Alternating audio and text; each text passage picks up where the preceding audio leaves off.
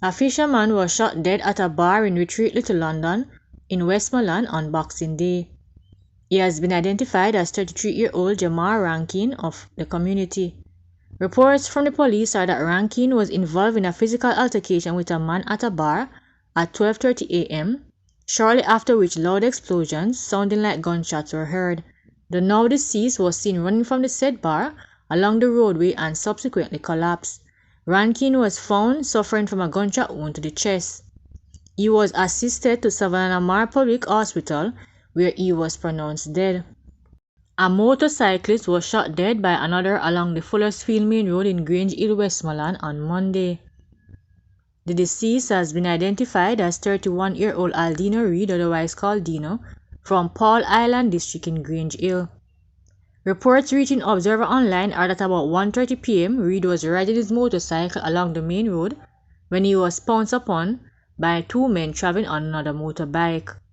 The pillion, the police said, brandished a firearm and opened gunfire, hitting Reed in his upper body. Reed lost control of his motorcycle, which collided with a perimeter fencing, and he fell to the ground. The gunmen escaped on their motorcycle. The police were summoned and Reed was seen lying on his face with what appeared to be gunshot wounds to the upper body. Police transported Reed to the Savannah Mar Public General Hospital, where he was pronounced dead. 6 9mm spent casings were found on the scene. No motive has been established for the killing, police said. An off-duty police officer shot and killed a gunman in Sheffield, Westmoreland on Christmas Day.